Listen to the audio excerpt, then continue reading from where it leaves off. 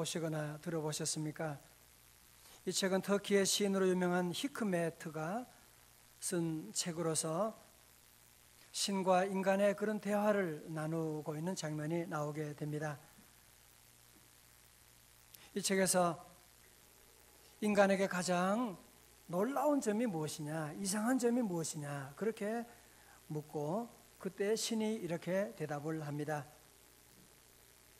첫째로 어린 시절이 지루하다고 서둘러 어른이 되는 것, 그리고는 다시 어린 시절로 되돌아가기를 갈망하는 것, 두 번째로 돈을 벌기 위해서 건강을 잃어버리는 것, 그리고는 건강을 되찾기 위해 돈을 다 잃어버리는 것, 미래를 염려하느라 현재를 놓쳐버리는 것, 그리하여 결국 현재에도 미래에도 살지 못하는 것, 네 번째로 결코 죽지 않을 것처럼 사는 것, 그리고는 결코 살아본 적이 없는 듯 무의미하게 죽어가는 것. 혹시 여러분이 이런 삶을 살고 있지는 않으십니까?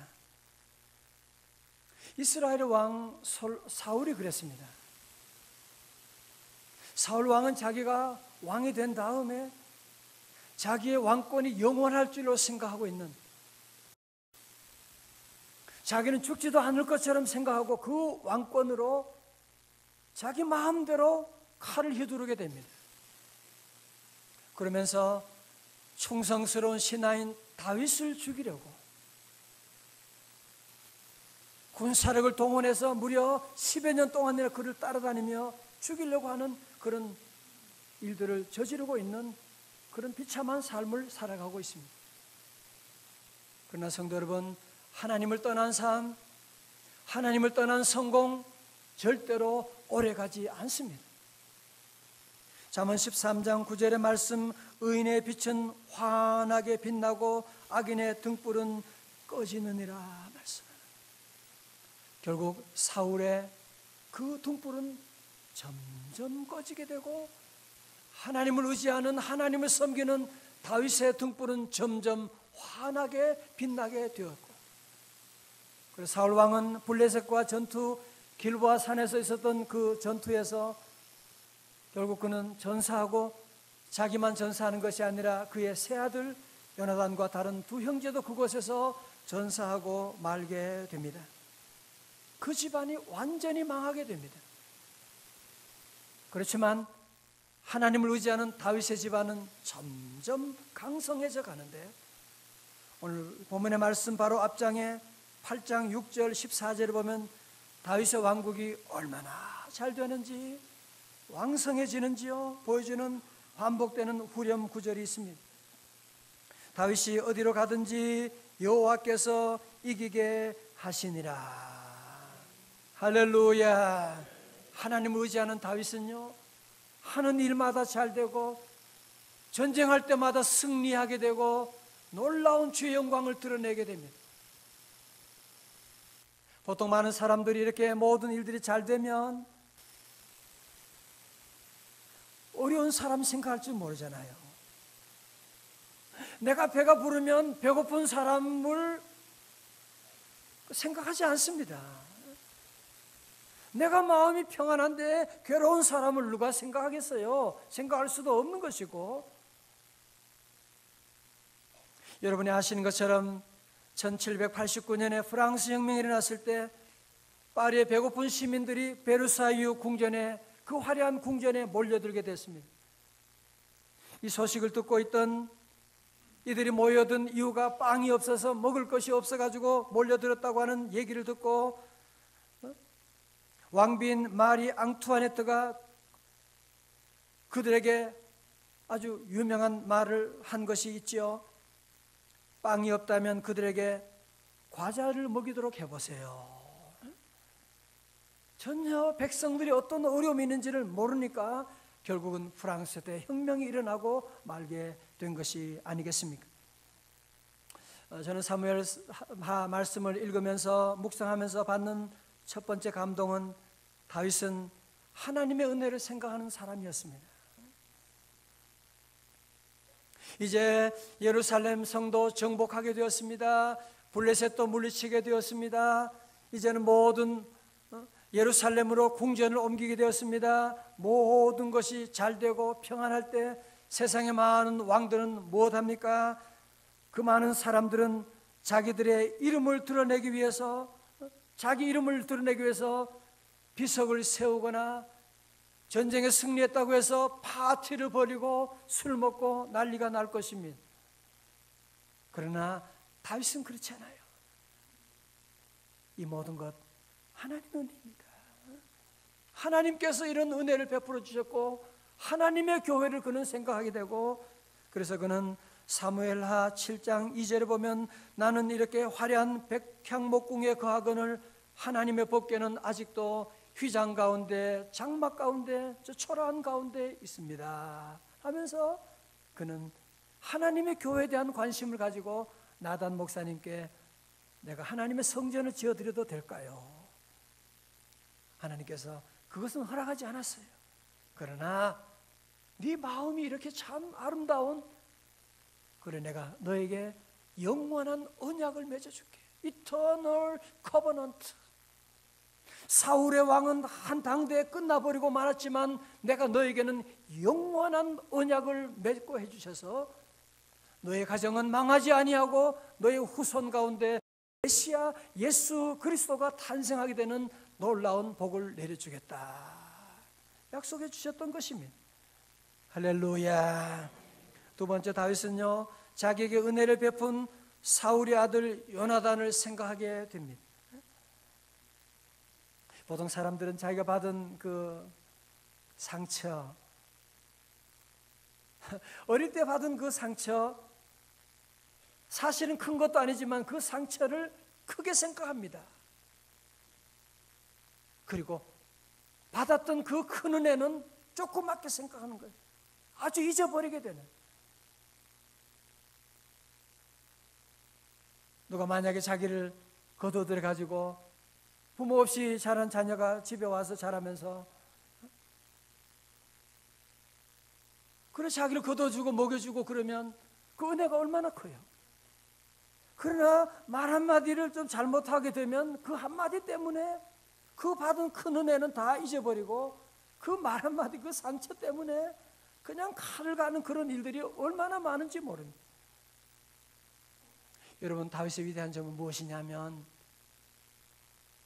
정말 사울이 자기를 얼마나 힘들게 했습니까?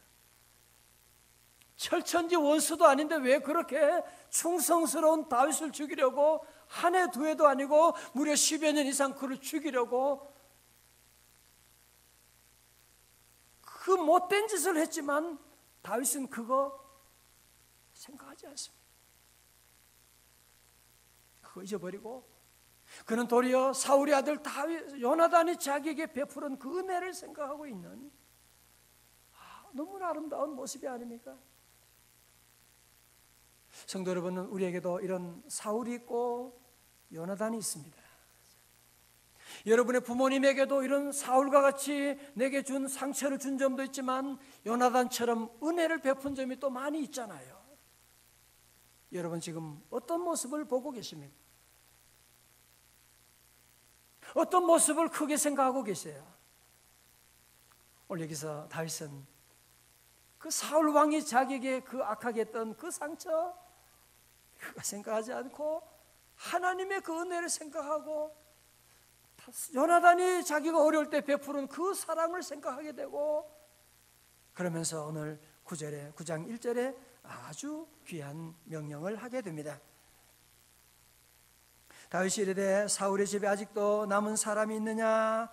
내가 요나단으로 말미암아 그 사람에게 뭐요? 은총을 베풀리라. 그래서 사울 왕에 남아있는 자녀가 있는지 살펴보니까 다 죽었어요. 그리고 무비보셋이라고 하는 한 사람이 남아있었습니다. 이 무비보셋은 누구냐 하면 그의 할아버지가 사울이고요, 그의 아버지가 요나단입니다. 자, 그러니까 만약에 이 집안에 특별한 문제가 없었다면 그는 당연히 왕이 될 수 있는 그는 왕손이었던 것입니다. 그런데 그가 5살 되었을 때 블레셋 전투가 길보아 산에 일어났을 때 할아버지 사울도 그곳에서 죽게 되고 그의 아버지 요나단도 삼촌 둘도 거기에 다 죽게 되는, 그래서 그 소식을 듣고 유모가 혹시 저기 그 마지막 남은 왕손까지 건드릴까 싶으니까 얼른 그 아들을 품에 안고서 도망가다가 넘어져 가지고 그만 그 아들이 2 다리가 부러지게 되는 그런 중증 장애인이 되는, 쩔뚝거리게 되는, 걷지도 못하는 그런 모습이 되고 말았습니다. 고대 시대에도 정권이 바뀌게 되면 그 전에 모든 정권은 다 일족을 다 멸하게 되는, 그러니까 이 요나단도 정권이 바뀌게 되고 그가 너무너무 이제는 두려움밖에 없는, 그래서 그는 어디로 갑니까?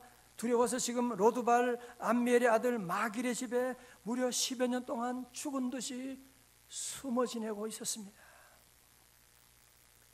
이제 6절부터 나오는 말씀은 정말 눈물 없이는 볼 수 없는 귀한 장면이 이제 나오고 있습니다.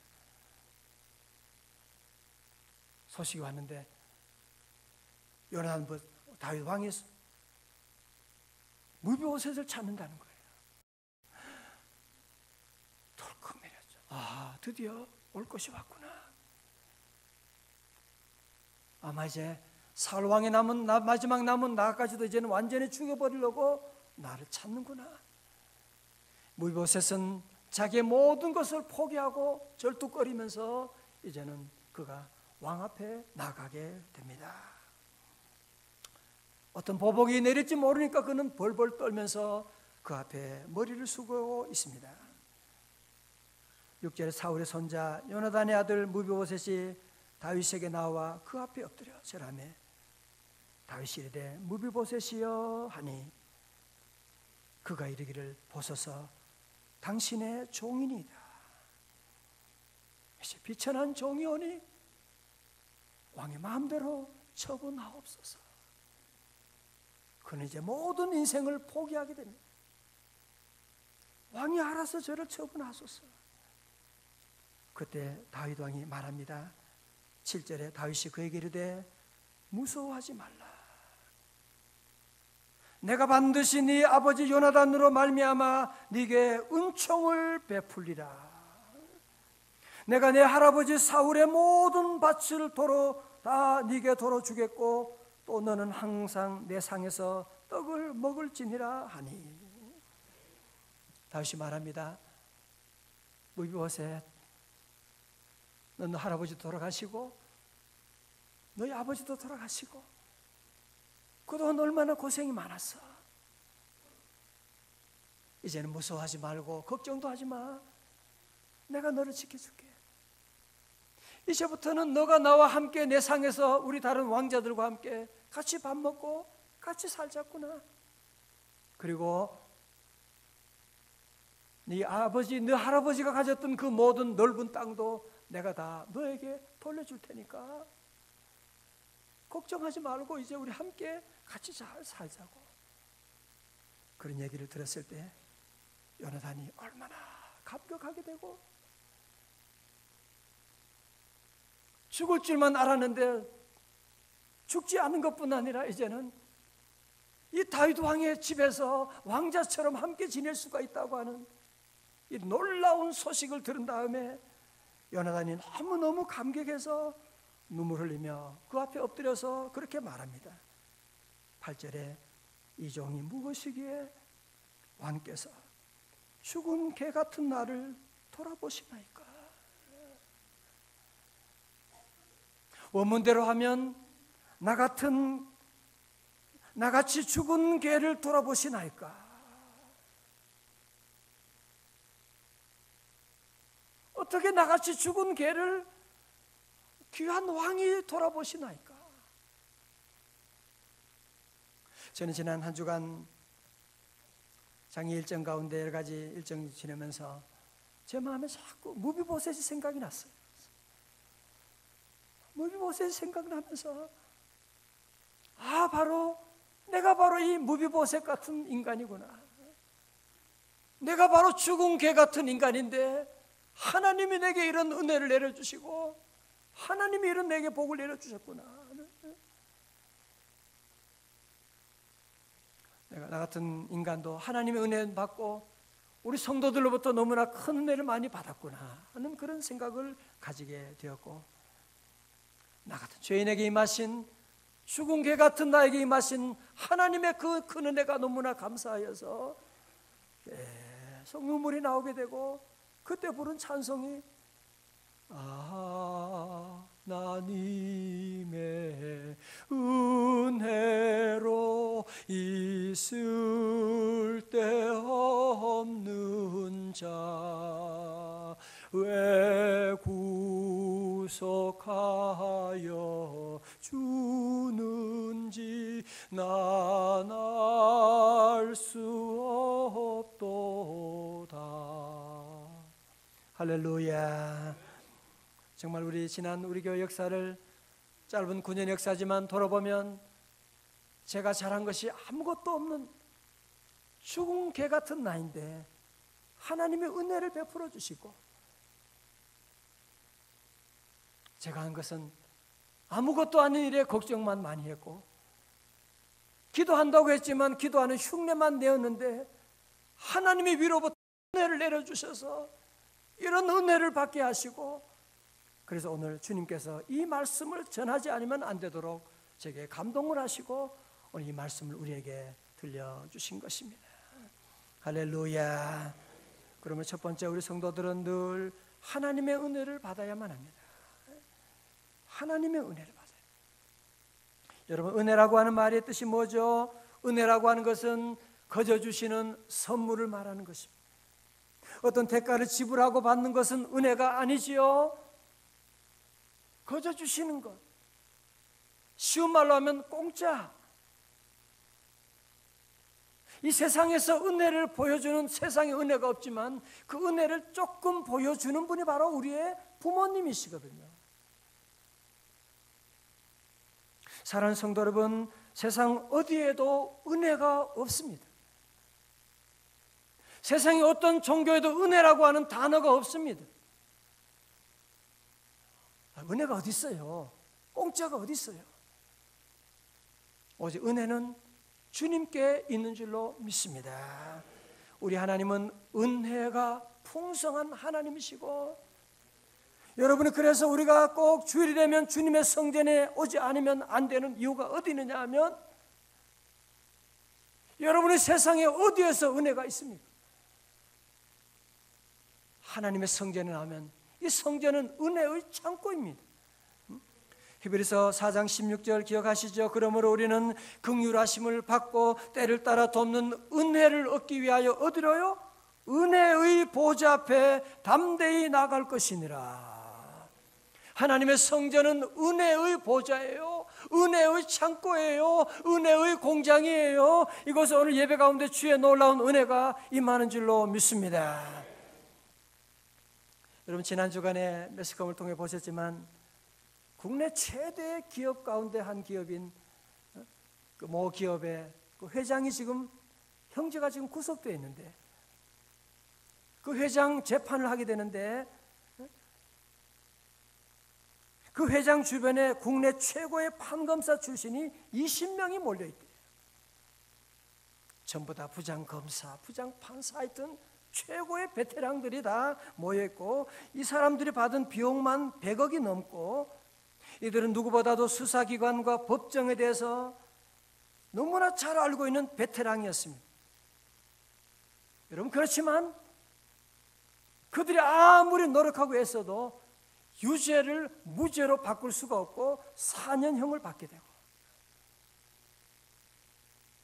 이분이 그동안 무속인 누구를 그냥 그렇게 따라다니고 자기의 전 재산을 다 드리고 다 시키는 대로 했지만 아무런 은혜를 받지 못하게 되고 감옥에 들어가게 되는 비참한 모습을 보고, 사랑하는 성도 여러분, 이 세상에 어디에도 은혜가 없습니다. 공짜가 없습니다. 여러분이 세상에 가서 은혜를 기대하니까 실망하게 되는 것입니다. 이 세상은 정말로 무서운 곳입니다. 그러나 이분과는 반대로 삶을 살았던 정재훈 장로님의 삶이 있습니다. 이분 오늘 아침에도 명성교회 와서 간증하시고 저녁에도 간증하시는데, 이분이 1986년 우주왕복선 챌린저 참사 이후에 폭발 원인을 분석해서 핵심 가열 장치를 개발했고, 1988년 9월 디스커버리호 발사를 성공시킴으로 미 항공 우주국뿐 아니라 전 미국인의 자존심을 되찾게 한 장본이 되었는데, 현재 전 세계 자유진영에서 발사되는 95% 위성에는 정 박사가 개발한 열제어 장치를 장착하지 않고는 발사할 수 없게 되어 있을 정도로 정 박사는 과학계의 명성을 얻고 있습니다. 이번 부부가 오늘 아침에도 간증하면서 그런 얘기예요.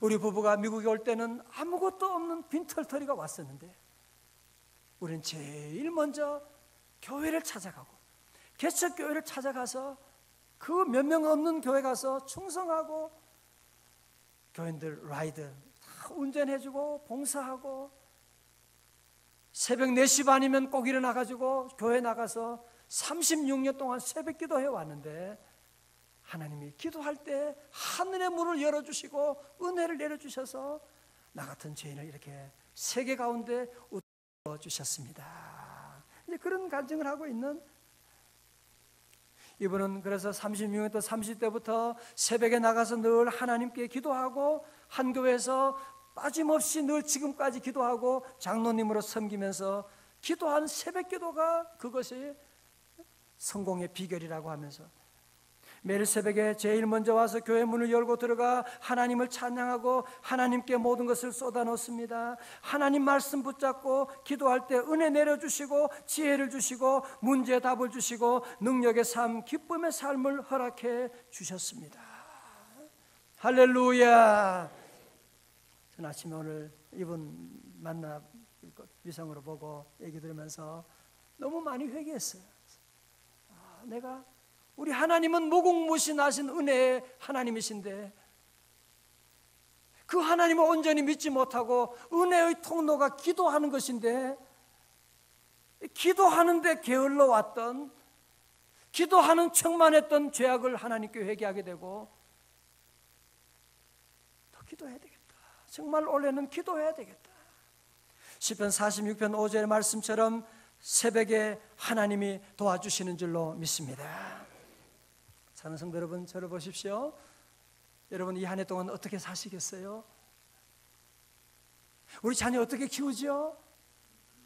여러분의 사업에, 여러분 직장 어떻게 여러분이 운영해 나가실 거예요? 우리가 하나님의 은혜 없이 우리가 어떻게 이 한 세상, 험한 세상, 위험한 세상, 이 살벌한 세상을 살아갈 수가 있겠습니까? 하나님의 은혜를 받아야 돼요. 이번 특별 새벽 집회 가운데도 우리 성도들 주님 앞에 나와, 여러분이 휴가를 내든지 어떤 모습이든지 간에 주님 앞에 나와 정재훈 장로님처럼 기도하고 나가라. 주여 은혜 내려 주옵소서. 저는 강단에 설 때마다 주님 앞에 늘 하나님, 이 죄인입니다, 내게 은혜 내려 주옵소서. 여러분이 자녀들 위해 기도할 게 무슨 기도하실 거예요? 하나님, 이 부모 오지 말고 하나님 우리 자녀에게 은혜 내려주세요. 하나님 올해도 우리 사업에, 우리 직장에 하나님 위로부터 은혜 내려주시옵소서. 우리 함께 올해는 더욱더 함께 기도의 삶을 살아가고, 여러분이 세상에 성공하기 위해서 애쓰는 그 노력에 여러분이 100분의 1만이라도 주님 앞에 나와 기도하고 부르짖고 나아가게 되면, 여러분 정재훈 장로님 보십시오.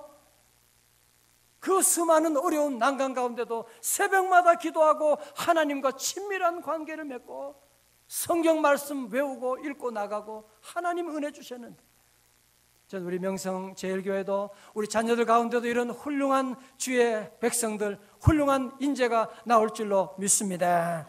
다 같이 나는 은혜를 받으리라, 나는 기도하리라. 할렐루야. 둘째로 우리는 하나님의 은혜를 받아서 거기에서 그치면 안 됩니다. 우리 모든 받은 은혜를 베풀어주는, 은혜의 선순환을 이루는 삶이 되어야 합니다. 다 같이 은혜의 선순환. 작년 몇 년 전에 우리 교회 두세 차례 오셨나요? 그 김창옥 교수라고 아주 재미있게 말씀하시고 그런 분이 오셨는데, 한 번은 여러분 기억하시죠? 그분이 그런 얘기를 했잖아요. 노벨 수상자들 자녀들을 가정을 조사해 보니까 공통점이 하나 있는데, 보니까 그 집에 아버지가 돌아가셨더라. 아버지 나로서 상당히 충격이 되고, 무슨 근거로 그런 소리 하는가라는 생각을 처음에는 가지고 있었는데, 좀 더 이따 생각해 보면 일리가 있구나라는 생각을 했어요. 아버지들도 잘 들으세요. 아버지가 가정에서 자녀들에게 권위주의적이 되면 절대로 여러분의 자녀는 창의적인 아이디어가 나올 수가 없습니다. 아버지가 너무 똑똑해서 아이들에게 정지 바른 얘기만 하고 야단치고 잔소리하고 그러면 그 아이들 자존심이 땅바닥에 때려와서 나는 아무것도 아닌 놈이야. 나는 부모님 마음만 아프게 하는 놈이야. 내가 살아서 뭐해? 자존심이 그냥 바닥에 내려오는 거예요. 그런 사람이 가정생활을 제대로 하겠어요? 자기 열등감에 똘똘 뭉쳐있으니까 부부 사이에 싸움하게 되고, 그런 가정은 70% 이혼하게 됩니다. 그러니까 불행하게 되는 거죠. 사랑하는 성도 여러분, 정말 최고의 가정교육이 무엇이냐고 제게 오늘 물어보신다면 답은 아주 간단합니다. 그것은 하나님의 은혜를 우리 자녀들에게도 베풀어 주는 것입니다. 이상하게 우리 부모님들은 자녀들에게는 너무 무서울 때가 많고, 너무 바른 소리를 너무 잘하고, 밖에 가서는 그렇게 남에게는 그렇게 잘하면서 동네 아줌마들한테 그렇게 인사도 잘하고 얘기도 잘하고 아저씨들하고는 잘하면서 집에 오면 남편에게는 무서운 아내들이 있고, 아내에게 함부로 말하는 그런 무서운 남편들이 있게 됩니다. 여러분, 그런 집안요, 미움의 영이 역사하면 모든 것이 안 됩니다. 모든 것이 안 돼요.